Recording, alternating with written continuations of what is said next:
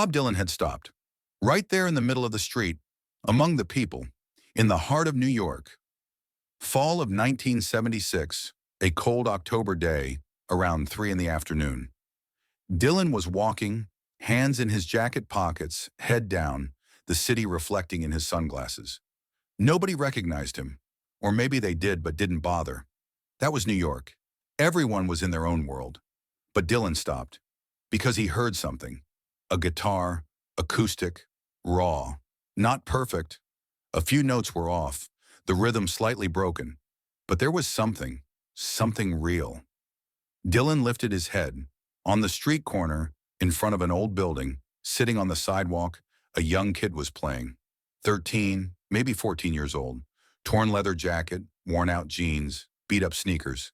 His face smudged with dirt, hair a mess. In front of him, an open guitar case. A few coins inside. The kid's head was down, eyes closed, playing. And the song, it was Dylan's song. Blowin' in the Wind. Dylan moved closer, slowly, quietly. The kid didn't notice. He was singing, voice broken, raw, but honest. He felt every word. Dylan listened. How many roads must a man walk down before you call him a man? The kid knew the song, every word, but he didn't just know it. He was living it. Dylan saw it. The kid's hands, his trembling fingers, the expression on his face. This kid wasn't playing for money. This kid was playing to survive. Dylan stopped, right in front of the kid. The kid opened his eyes, saw him, and froze. His hands hung over the strings. The sound cut off. The kid stared at Dylan, long and hard. Did he recognize him? Dylan didn't know, but the kid was scared. Maybe he was a cop. Maybe there was a complaint. Maybe he needed to run. Dylan crouched down, to the ground, to the kid's level. He came down to equal height. "Keep playing," Dylan said. His voice was soft. "Please." The kid kept staring. His eyes were locked on Dylan's sunglasses. Then slowly he held the guitar, touched the strings, but he didn't play. "Don't be scared," Dylan said. "I just want to listen." The kid took a breath, pressed the strings, and started playing. Dylan listened, and in that moment, that single moment, something changed. Time shifted. Dylan wasn't Bob Dylan anymore. He was just a listener, just a human. And the kid was just a musician.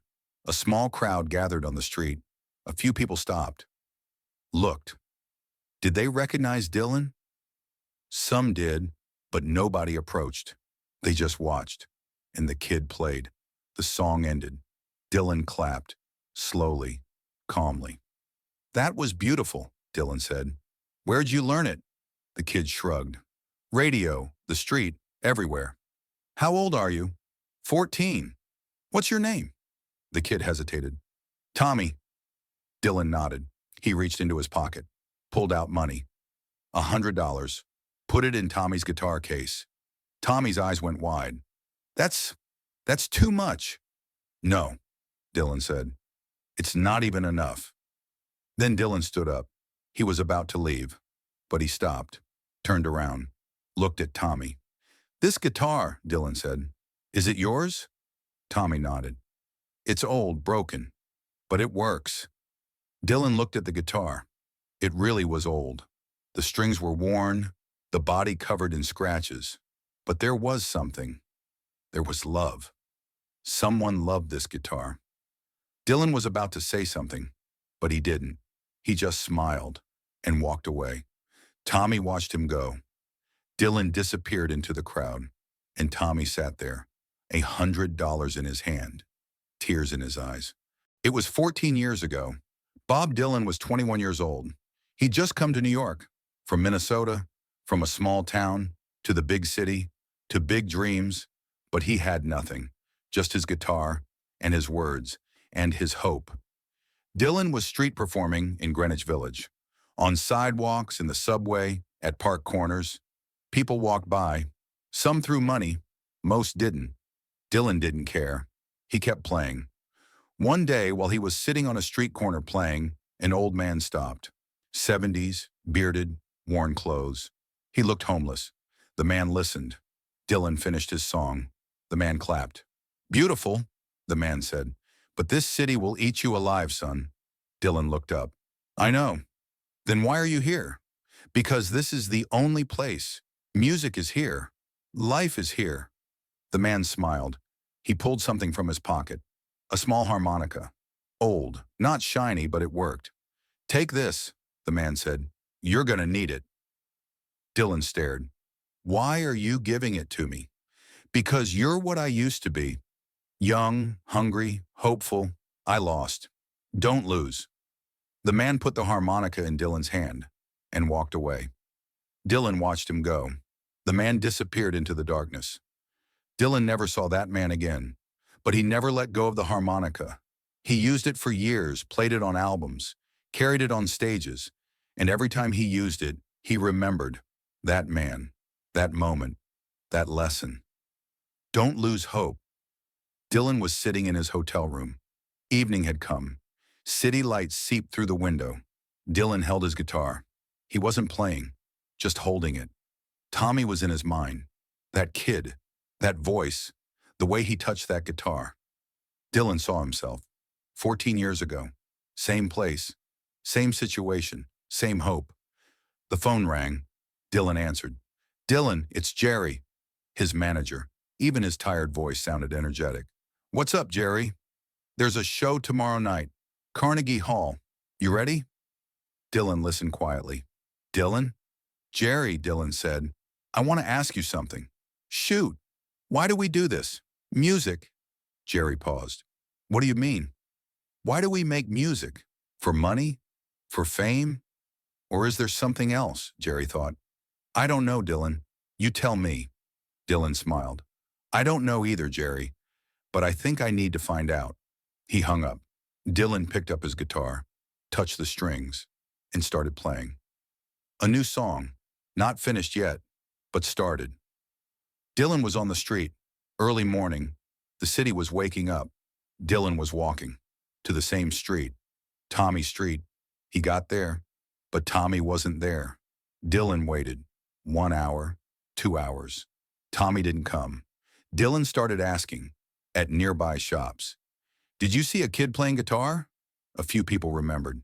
Yeah, he's here every day, but we haven't seen him today. Dylan got worried. Maybe he was sick. Maybe something happened. Then one man said, that kid, cops chased him last night. Playing music without a permit is illegal. He ran. Don't know where. Dylan's chest tightened. Tommy had run. He was lost. Dylan started searching, street by street, park by park, subway stations, but he couldn't find him. Evening came. Dylan was about to give up, but he heard something. From far away, faint, guitar sound. Dylan ran. Toward the sound, an old park, empty, dark. And there under a bench, Tommy was sitting, playing. Dylan approached. Tommy looked up, saw him and cried. Where have you been? Dylan said. His voice was soft. I ran, Tommy said. The cops, they tried to catch me. I didn't have a permit, but I just want to play. I don't know anything else. Dylan sat down, next to him, next to Tommy. I know, Dylan said. I was the same. I played on the streets. People chased me, but I didn't give up because music was my life. Tommy looked at him. Who are you? Dylan smiled. He took off his sunglasses. I'm Bob Dylan. Tommy's eyes widened. You're real? Yeah. Tommy couldn't believe it. I was playing your song. Yesterday. You stopped. You gave me money. You're Bob Dylan. Dylan nodded. Yeah, and you're Tommy. And you're a musician. Tommy cried. But I'm just a street kid. I'm nobody. Dylan touched Tommy's shoulder. No, Tommy. You're somebody. You're someone who lives inside music. And that's worth more than anything. Dylan made a decision. Tommy, he said, tomorrow night I'm playing Carnegie Hall. I want you to come with me. Tommy was shocked. Me? Why? Because I want to show people something. Where music comes from. What music is. And you know that truth. Tommy was uncertain. But I'm not ready. I'm just a street kid. Dylan smiled. None of us are ready, Tommy, but we try, and that's enough, Tommy thought. Then he nodded. Okay, I'll come. Dylan stood up. Tomorrow at 7, come to the back door. I'll be there. Tommy stood up, extended his hand. Dylan shook it. And in that moment, that single moment, two musicians met. One a legend, one from the street, but both were the same. Carnegie Hall. Lights, crowd, cameras, media. Thousands of people were waiting before Bob Dylan hit the stage. In seats, in the balcony, everywhere. Backstage, Dylan and Tommy were sitting. Tommy was shaking. I can't do this. There's too many people. Dylan looked at him. Tommy, listen to me. Those people out there aren't there for you. They're there for the music. And you're part of that music. Just play. Don't think about yourself. Think about the music. Tommy took a breath. Okay. The lights went down. The crowd applauded. Dylan walked onto the stage. Applause exploded. Dylan picked up his guitar, approached the microphone. Good evening, Dylan said. His voice was calm. Tonight I want to show you something. What music really is. The crowd listened quietly. Yesterday I saw a kid on the street, Dylan said. He was playing guitar. He was playing my song. And in that moment I understood.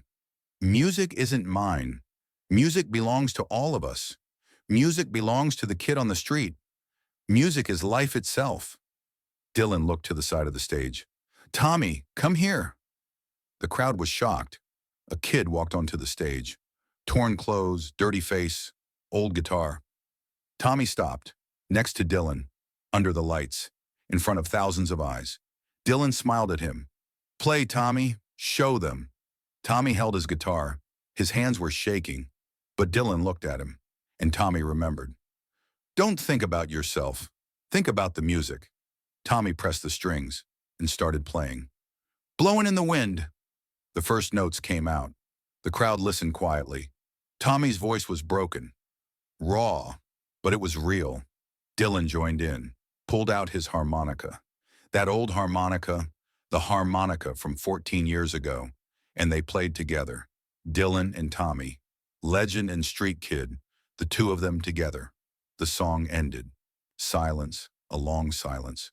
Then, applause, standing ovation. The crowd stood up, applauded, cried, because they saw it. They saw what music really was.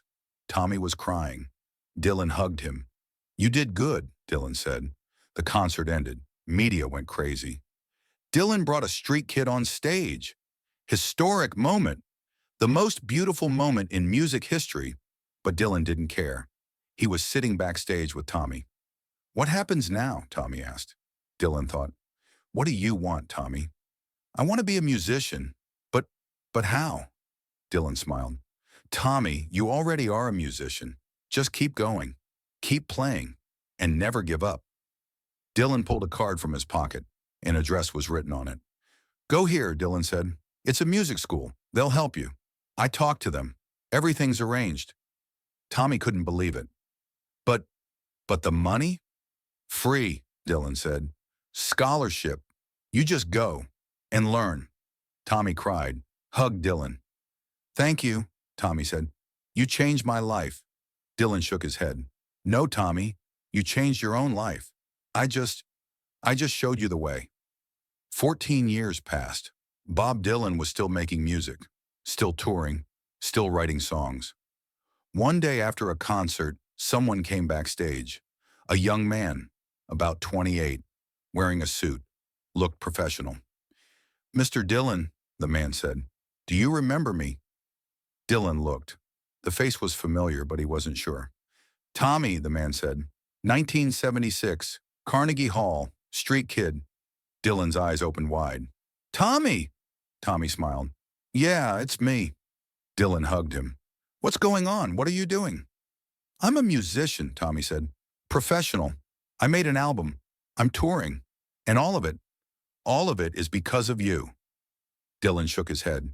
No, Tommy, all of it is because of you. You played, you learned, you made it. Tommy reached out, pulled something from his pocket, A small harmonica. This is for you, Tommy said. Like your harmonica.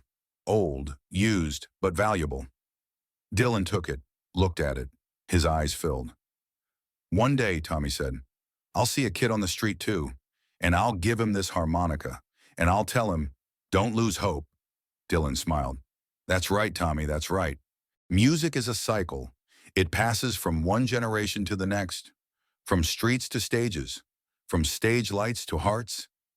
Bob Dylan learned that night. Music didn't belong to him. Music belonged to everyone. Music belonged to the kid on the street. Music belonged to people trying to survive. And Tommy learned that night. Hope was real. Dreams could come true. But only if you don't give up. Years later, Dylan was asked in an interview, what was the most important moment in your career? Dylan stopped, thought, then smiled. 1976, he said. A street corner, a kid, a guitar. That's when I understood. Music doesn't belong to us. We belong to music. And the world listened, understood, remembered. Years passed. Bob Dylan grew old. But his music didn't age. It stayed young, stayed fresh. Tommy grew old too. But he kept making music. And one day, while walking on the street, he saw a young girl. She was playing guitar, playing badly, but playing honestly. Tommy stopped, listened, then pulled a small harmonica from his pocket. Take this, Tommy said. You're going to need it. The girl looked. Why are you giving it to me? Tommy smiled. Because you're what I used to be. Young, hungry, hopeful. I made it. You will too. And the cycle continued. Music never ended.